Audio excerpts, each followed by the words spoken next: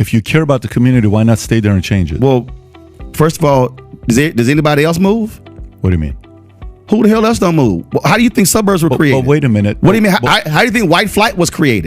So everybody else get to move, but we can't move? But if you act like you care about the community as much as you do, stay there. But I'll answer your question. Do you know why? Because when African Americans were living in black neighborhoods, they also had economically depressed housing values, and the reality is they were not able to change it. Help change it. Are you serious? Yeah, I am.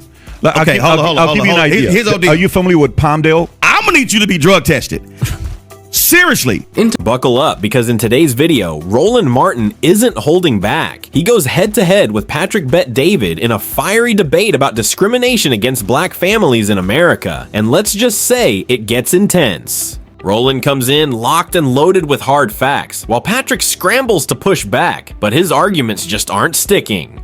It's honestly wild to watch PBD struggle to defend himself on his own show. So let's dive in and break down exactly how Roland Martin completely dismantles Patrick Bet-David right on his own turf. The appraisers will come in and literally give them a value $100,000 to $300,000 less because they're black. You know that's actually happened, right? You'll take one story and say that. Oh my God! On how many occasions has that happened? Are you serious? Do you think a message like... Okay, why don't you go ahead and Google? How many times has that happened? No, I believe it's happened, but how many times has that happened? The New York Times literally just did a story talking about the systemic racism that exists within housing appraisals. This is a fundamental problem. I'm trying to see, you're living in a different reality. What progress are you making by saying that? What progress? So what you're doing... I'm trying to end that. Okay. Do you know how inherent? Okay, hold on. You said you're Middle Eastern, right? You're trying to. Hold on. You said you're Middle Eastern, right? I am. Yes. How would you feel? How would you feel? Yes. If you're selling your home, you've got a home that you know, right? And you put upgrades in it, and you know your home is worth $500,000. Yeah. And somebody comes into your home, and they see your photos, right? And they see your family, and then they go back and they go $350,000. You go, what the hell? So you tell that story. Wait, one second. To get people to be convinced that's happening. It's actually out of 1,000 appraisals. Oh my God! Out of 1,000 appraisals, how many times has that happened? Out of 1,000 appraisals, how many times has that happened? You want to pull that up?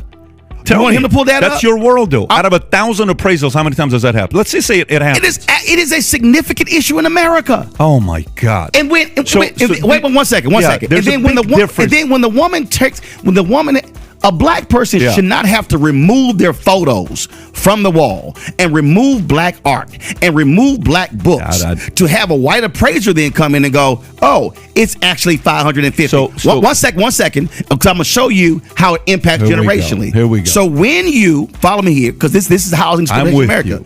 When you then get that lower appraisal, you then cannot sell your house for the higher value, which then means you are not then taking those proceeds and being able to invest, being able to send your kids to school. And what I'm trying to explain to you is there is a world out here that for some reason you're like living in Unity world that ain't the real America. Brother, I'm trying to get rid of that stuff. You have the wrong guy here. Love him or hate him, Roland Martin is absolutely spot on. The data doesn't lie. Homes in black neighborhoods are undervalued by a staggering 23%, wiping out a jaw-dropping $16 billion in equity. And yet, Patrick Bet-David acts like it's no big deal. Come on. Roland isn't just talking, he's laying down cold, hard facts. And the reality? This isn't just numbers on a page. It's real families losing real wealth, trapped in a system that keeps them a step behind. You have the wrong guy. I'm trying to get rid of it. Okay, good for you. I am as well. But you have the wrong guy here. And here's what I mean by that. So when you ask the question, what do you do if they appraise your house $350,000 less? Right? That's your question. Okay. I don't see myself as a victim.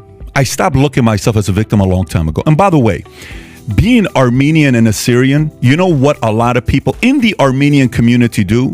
You know what a lot of people in the Armenian community do? They sell victimhood mentality. I'm raised with that, which is the statement of mechka. I know you don't know what the word mechka means. Mechka means, oh, poor Roland. Oh, poor PBD.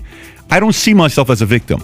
And the other part is when you use one story as an example to divide and get people even angrier because out of 1,000 appraisals this happened one time, I don't think you're unifying when you say a statement like that to say, hey, this is what's taking place all the time. But going back to it, so you left because you wanted better economic situation for yourself. Listen to what you just said.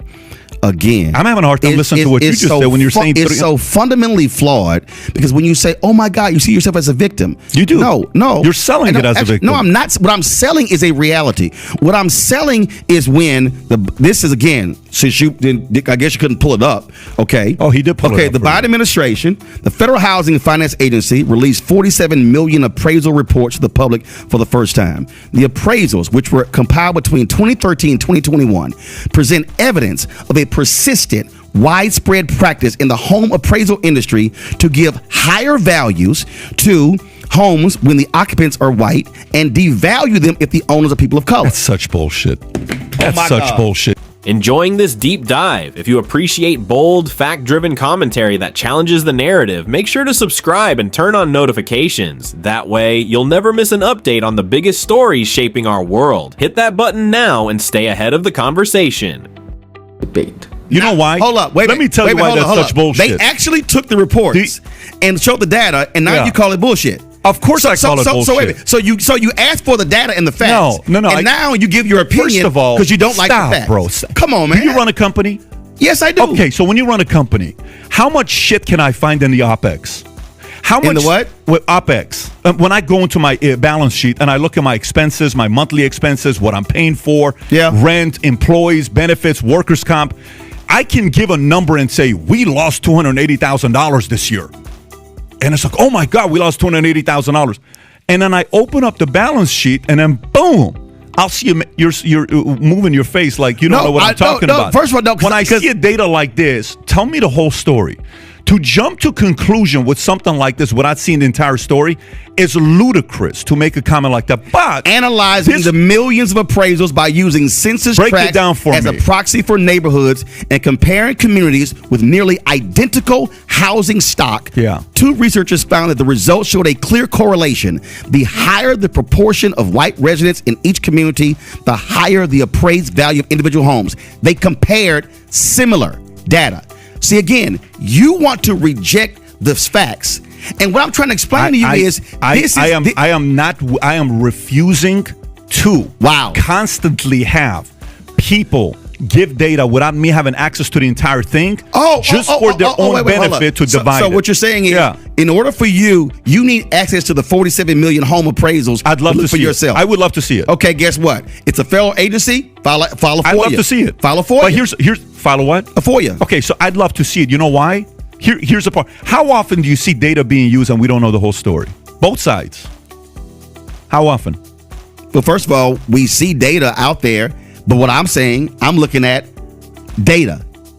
Patrick Bet David just won't accept the facts, no matter how clear they are. He keeps trying to out-logic Roland Martin, but let's be real, it's not working. Now get this, a black couple in California had their home appraised at $995,000. But after they removed their family photos and had a white friend pose as the owner, guess what? Boom, the second appraisal came in at $1.5 million. That's a mind-blowing $500,000 difference. Maybe. Coincidence? But come on, let's not pretend this doesn't raise some serious red flags. We might not have an exact count of how many black families are dealing with this, but one thing's for sure, this issue is real, and it's costing people big time. And ignoring it? Yeah, that's not the answer, no matter how hard Patrick wants to argue. Also looking at a reality, and here's what I'm saying to you, and again, this is what you, for some reason, you're not fully accepting.